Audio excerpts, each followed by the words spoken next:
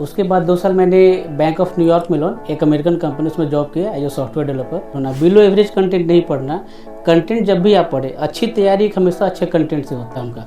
उस टाइम में आप सारे क्वेश्चंस को अच्छी क्वालिटी के साथ डिमांड एड्रेस करने के लिए इसका रोल है सारा। फिर एक बार इंट्रोडक्शन लिख दिए तो उसके जस्ट नीचे एक अच्छा सा डायग्राम या फिर पिक्चर, डायग्राम चाहे फ्लो चार्ट पिक्चर, ठीक है वैसा। ये आप देखेंगे जो तो वे फॉर्मेट में सिंपली वे फॉर्मेट लिखने की बजाय आप उसको कमिटी के रिकमेंडेशन से लिखे। लॉ कमीशन का क्या रिकमेंडेशन है, ARC 2 ने क्या बोला है, आपको प्रीलिम्स क्लियर करना है तो आपको दोनों पर्सपेक्टिव को लेकर चलना पड़ेगा, ठीक है। आपको लुसेंट का वन लाइनर भी चाहिए, आपको NCERT का कॉन्सेप्चुअल भी चाहिए कि पहले नोट्स पढ़ेंगे फिर PWAC यूज करेंगे, नहीं वैसे नहीं, साथ में सब कुछ करते चले जाएंगे।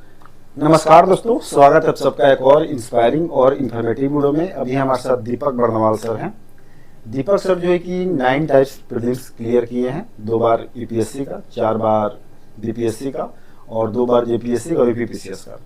तो सर से जानेंगे कि 9 बार प्रीलिम्स क्लियर करने के बाद मेंस में कहीं ना कहीं सर जहाँ पे माइन्यूट तरीके से कहीं लैग कर रहे थे, तो उसको कैसे सर अब सही कर रहे हैं। और सबसे बड़ी बात कि सर अपना कंटेंट बनाते हैं, अपना नोट्स देते हैं स्टूडेंट को, और महागुरु IAS नाम से सर का अपना एक प्लेटफॉर्म है जहाँ पे बहुत सारे स्टूडेंट जो है कि जुड़े हुए हैं और बेनिफिट ले रहे हैं सर से। 70th में भी बहुत सारे स्टूडेंट लगे और 71st के लिए भी सर बहुत सारा जो है कोर्स जो है कि क्यूरेट किया है। सर का नोट्स मैं पर्सनली बहुत पढ़ा है मैंने, हालांकि तैयारी तो मैं नहीं करता, मुझे बहुत पसंद आया। तो मैं सर से कहा कि एक बार आप बताएं कि क्या आप किस तरीके से कंटेंट आप देते हैं, क्या क्या वीकनेस है। मतलब मैं बता रहा हूँ फॉन्ट के लेवल पे, पिक्टोरियल फॉर्मेट में, डायग्राम वगैरह जो होता है बहुत ही अच्छा है नोट सर का। तो सर डेफिनेटली आपको भी फायदा होगा। तो सर से जानेंगे कि सर का अभी तक का जर्नी क्या रहा है और किस तरीके से सर के साथ जुड़ के आपको अपनी जर्नी कंप्लीट करने में फायदा मिल सकता है। सर आपका स्वागत करते हैं हम। सर मैं चाहूंगा सर, जैसे कि मैंने तो थोड़ा सा आपके बारे में बता ही दिया, थोड़ा सा आप पहले बता दीजिए कुछ। ठीक है। हेलो एवरीवन, मेरा नाम दीपक बर्नवाल है। मैंने 2015 में BTech किया है YCC कॉलेज नागपुर से। उसके बाद 2 साल मैंने बैंक ऑफ न्यूयॉर्क मेलोन एक अमेरिकन कंपनी उसमें जॉब किया एज ए सॉफ्टवेयर डेवलपर। और फिर उसके बाद 2017 से मैं UPSC की तैयारी कर रहा हूँ। मैंने जैसा सर ने बताया, मैंने टोटल 8 मेंस और 9 प्रीलिम्स क्लियर किया है। UPSC, BPSC, JPSC, UPPC सब मैंने लिखा है। तो मेरा एक अच्छा एक्सपीरियंस है इस स्पेक्ट्रम में। मैं 2020 से कंटिन्यू 6 साल से इसी फील्ड में काम कर रहा हूँ, कंटेंट फील्ड में, मेंटरशिप, टीचिंग, ठीक है। तो मेरे को इस फील्ड में एक बहुत सारा वैक्यूम दिखा कि मार्केट बहुत फ्रेगमेंटेड है, लोगों के पास सही कंटेंट, सही मेंटरशिप नहीं है और लोग लाखों हजारों रुपया इस मार्केट में फूक रहे हैं और उसके बावजूद उनको सही मेंटरशिप कंटेंट नहीं मिल रहा है। मेरा अच्छा एक्सपीरियंस था इस फील्ड में, तो मुझे लगा मेरे को बच्चों को गाइड करना चाहिए। तो सर अभी जो आप स्टूडेंट्स को गाइड कर रहे हैं, आप बहुत सारे स्टूडेंट्स को गाइड करते हैं, सैकड़ों स्टूडेंट को पढ़ाते हैं। 71st में जो सर प्रीलिम्स में अपीयर होने वाले हैं या फिर मेंस जो देने वाले हैं, कहाँ पे सबसे ज्यादा सर आपको लैग दिख रहा है? क्योंकि मार्केट में सर डिफरेंट कोचिंग इंस्टीट्यूट्स है और बहुत टाइप्स के स्टूडेंट्स होते हैं। आप क्या मतलब एनालाइज कर रहे हैं, स्टूडेंट्स कहाँ कमी कर रहे हैं? मेरे को एक लगता है कि सही मेंटरशिप मिलना और सही स्ट्रेटजी से फॉलो करना, मल्टीपल रिसोर्सेज के पीछे नहीं भागना और एक अच्छा रिसोर्स होना। रिसोर्स में तो अच्छा कंटेंट होना, बिलो एवरेज कंटेंट नहीं पढ़ना।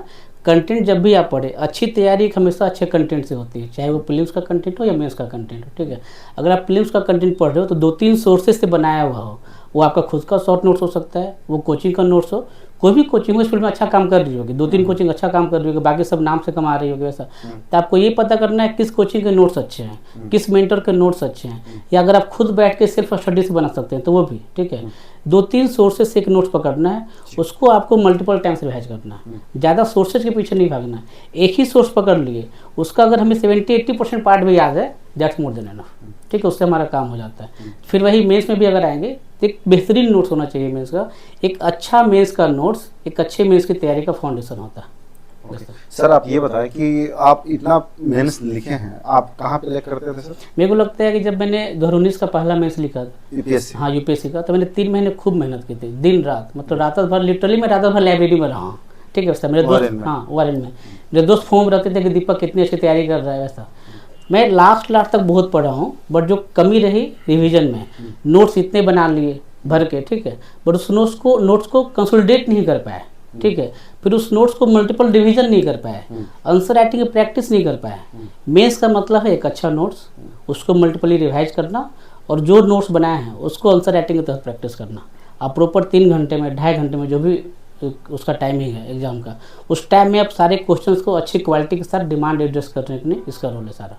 तो आंसर राइटिंग प्रैक्टिस बहुत रोल प्ले करती है, रिवीजन बहुत रोल प्ले करता है, और उसके साथ इस सब का फाउंडेशन है एक अच्छा नोट्स। सर मैं आज ट्रेन में जब आ रहा था आपको सारे नोट्स में पलटते हुए आ रहा था, मुझे पर्सनली बहुत अच्छा लगा जी जी कि किस तरीके से आपने बहुत ही एक जो फ्लोनेस जी, है ना, बिल्कुल, बिल्कुल। वो मुझे दिखा कि हाँ नोट्स ऐसा होना चाहिए आप जो प्रोवाइड कर रहे हैं जी स्टूडेंट्स जी को। बिल्कुल बिल्कुल। क्या सर इसमें यूनिकनेस है? बाकी यूनिकनेस क्या है उसका, जैसे मार्केट में बहुत सारी बुक्स भी है सपोज मेंस के लिए, ठीक है, या मेंस के नोट्स ही प्रोवाइड कर रहे हैं, वो बिल्कुल एकेडमिक बुकिश लैंग्वेज में है।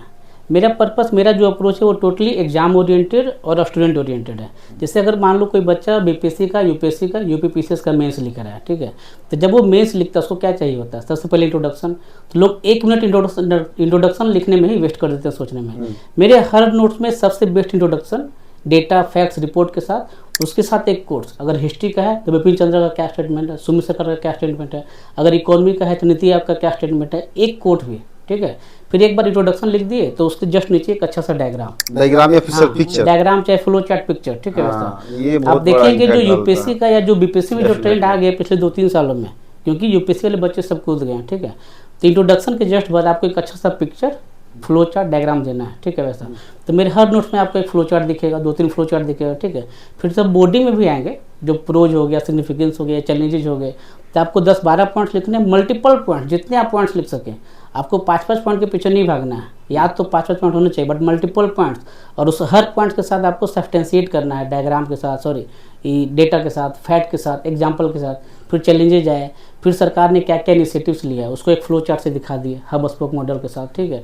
फिर क्या क्या रिकमेंडेशंस है, तो वे फॉरवर्ड में सिंपली वे फॉरवर्ड लिखने की बजाय आप उसको कमेटी के रिकमेंडेशन से लिखे। लॉ कमीशन का क्या रिकमेंडेशन है, ARC 2 ने क्या बोला है, सरकारिया कमीशन ने क्या बोला, पंची ने क्या बोला है, या इकोनॉमी का क्वेश्चन तो इकोनॉमी की कमेटी, MS स्वामीनाथन की कमेटी, अशोक दलवाई की कमेटी, उसके रिकमेंडेशन लिखना, ठीक है।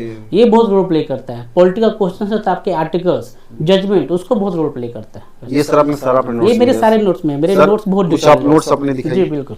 तो जैसे दोस्तों ये मेरा मेंस का नोट्स है, ये सारे नोट्स मेरे खुद के बनाए हुए हैं, ठीक है, साइंस एंड टेक का। ये बीपीएससी मेंस का नोट्स है, बायोटेक है। एक स्टैंडर्ड इंट्रोडक्शन पहले दे दिया इसमें, ठीक है, WHO का डिफाइन किया हुआ, डॉक्टर कलाम का इसमें कोट दिया हुआ है। फिर एक स्टैंडर्ड कंक्लूजन, लोग एक अच्छा इंट्रोडक्शन, एक अच्छा कंक्लूजन लिखते हैं। फिर इसमें जो इंपॉर्टेंट वैल्यू एडिशंस है, ठीक है, data wise, diagram wise, India का मैप दिखा दिए, बहुत सारे आपको इसमें इंपॉर्टेंट डायग्राम दिख जाएंगे वैल्यू एडिशंस के तौर पर, ठीक है। फिर जो बॉडी में आएंगे इसके, तो रोल ऑफ सिग्निफिकेंस की एप्लीकेशन ऑफ बायोटेक होता है हेल्थ केयर सेक्टर पे, एग्रीकल्चर में, एनर्जी में, ऐसे मल्टीपल सेक्टर्स में इसका जो रोल हो गया, ठीक है। तो ये लिख देंगे multiple points. Then mind map के थ्रू, फ्लो चार्ट के थ्रू फिर चैलेंजेस दिखा दिए, ठीक है, ये मल्टीपल पॉइंट्स है। फिर क्या क्या इनिशिएटिव्स लिया गया सरकार के द्वारा, गवर्नमेंट के द्वारा, वो माइंड मैप के थ्रू हमने दिखा दिया। Then way forward. तो एक बहुत ही बेहतरीन नोट्स है, बहुत ही कम्प्रिहेंसिव नोट्स है, जिसमें आपको mind map, flow chart, diagram, value addition, सब कुछ आपको एक अच्छे इंट्रोडक्शन क्लोजर के साथ आपको दिख जाएगा, ठीक है। ये सारे नोट्स जो हैं वो आपको मेरे टेलीग्राम चैनल पे आपको मिल जाएंगे, ठीक है। सर इस बार जो 78th का सर प्रीलिम्स जो हुआ वो काफी ज्यादा अनएक्सपेक्टेड था। जी बिल्कुल। इसके पहले अतुल सर ने कहा था कि बिना एनसीईआरटी पढ़े प्रीलिम्स नहीं निकल सकता, लेकिन इस बार अनएक्सपेक्टेड होने की वजह से अच्छे लोगों का प्रीलिम्स नहीं हुआ है। सही बात। और जो वनडे वाले जो स्टूडेंट उनका थे, हुआ। रेलवे एसएससी वाला तैयारी करने वाला, बिल्कुल, बिल्कुल। वो मेंस में क्लियर हुए। सही बात है। तो अब क्या स्पेकुलेट करना 71st में थोड़ा सा बेवकूफी होगा? बेवकूफ़ी नहीं होगा, इसको एक एग्जाम और पीछे लेके जाते हैं, 68 और 69, ठीक है। 67 में भी जो पैटर्न था वो वन लाइनर पैटर्न था, बट 68 और 69 में थोड़ा सा यूपीएससी ओरिएंटेड पैटर्न हो गया, कंसेप्चुअल पैटर्न। फिर 70th में वापस आ गया पैटर्न, ठीक है। वैसा मेरा कहना है कि आप एग्जाम की तैयारी कर रहे हैं तब प्रिजम्पशन होके मत जाइए कि वन लाइनर ही पूछेगा, कंसेप्चुअल ही पूछेगा। आपको, आप क्रिकेट खेल रहे हैं, आपका मेन पर्पस है जीतना।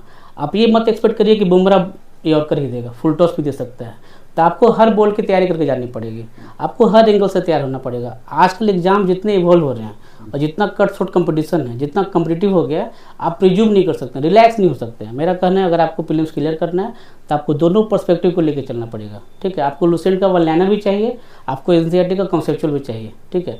एक्चुअली लुसेंट जो बना हुआ है वो भी एनसीईआरटी की समरी है, एक तरीके से, ठीक है। तो आपको एनसीईआरटी पढ़ने से क्या पूरा बैकग्राउंड आपको समझ में आता है, पूरी स्टोरी समझ में आती है, ठीक है भाई। और उसी चीज़ का समरी है लूसेंट, या एनसीईआरटी सार संग्रह देख ले, या घटनाचक्र की पीवाई क्विज कर ले, ऐसा। तो मेरा करना है, अगर आपको प्रीलिम्स श्योर शॉर्ट करना है कि नहीं सर मेरे को 71st की प्रीलिम्स तो करनी है, ठीक है, तो आपको एनसीईआरटी और लूसेंट ये दोनों को बिल्कुल साथ लेके चलना पड़ेगा। और एग्जाम हमेशा ओपन माइंड से जाइए कि कुछ भी पूछ सकता है, ठीक है वैसे, हाँ। और उसके साथ मैं ऐड ऑन कर दूं सर का नोट्स, आप जरूर देखिएगा। आप मेरा प्रीलिम्स का नोट्स देखिएगा, अगर सर अलाउ करें 2 मिनट के लिए।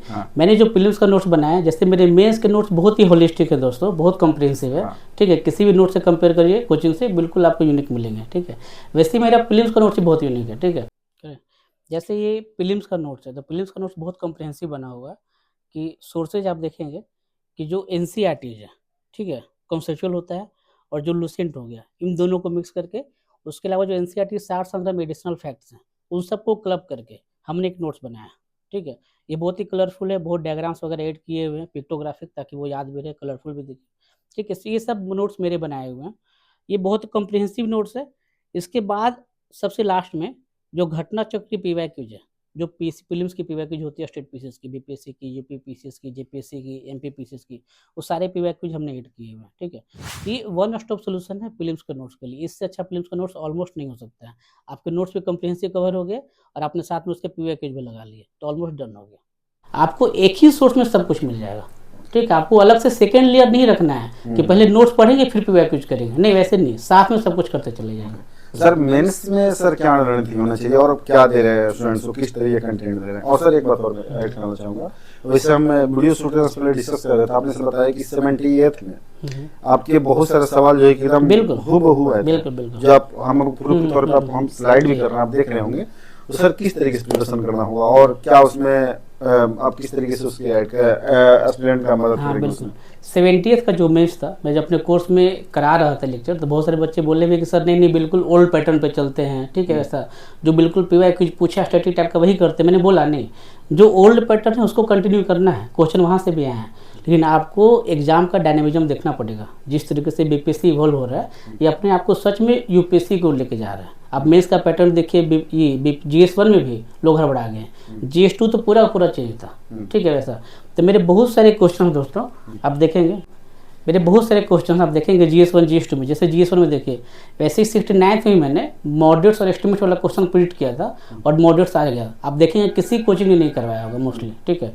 वैसे 70th में मेरे देखिएगा GS1 में इंडियन नेशनल मूवमेंट, ठीक है, यूनिफॉर्म सिविल कोड सब GS2 में करवाया है, ठीक है। बट जिस तरीके से 68वीं से इवॉल्व हो रहा है बीपीएससी, मैंने देखा है कि GS1 में ये पॉलिटी भी पूछ रहे हैं। तो जैसे बीसी का स्ट्रक्चर पूछा 68वीं में, वैसे ही 69th 70th में यूनिफॉर्म सिविल कोड ही पूछ सकते हैं। यूनिफॉर्म सिविल कोड 70th में पूछा GS1 में, लोग GS2 में करवाया, मैंने GS1 में भी करवाया, ठीक है। तो uniform civil code, 1 nation 1 election, Champaran, ठीक है, ये पटना कलम पेंटिंग, ये Maurya art and architecture, western education, फिर करंट अफेयर्स में रोल ऑफ कोलिशन पॉलिटिक्स, इस टाइप के जो क्वेश्चन थे वो मैंने करवाए हैं, ठीक है। वैसे GS2 में आप देखिए, हाँ बिल्कुल सारा हुआ, मैं आपको नोट्स दिखाऊंगा कोर्स का, ये सारे नोट्स मेरे बने हुए, सब मैंने कोर्स में दिया है। वैसे GS2 में आप देखेंगे रॉक्स एंड मिनरल्स वाला क्वेश्चन हो, आर्टिकल 32 अभी तक नहीं पूछा था, पूछ दिया, ठीक है। वैसे क्यूमुलेशन ऑफ पॉलिटिक्स हो, कास्ट इन पॉलिटिक्स हो, इस टाइप के जो भी क्वेश्चन थे, ये रोल ऑफ स्पेस सेक्टर, ठीक है, लोग नैनोटेक, बायोटेक और AI बहुत फेम में था, मैंने भी AI में बहुत अच्छे नोट्स बनाए थे, ये सारे नोट्स मेरे ओपन चैनल पर डाले हुए हैं।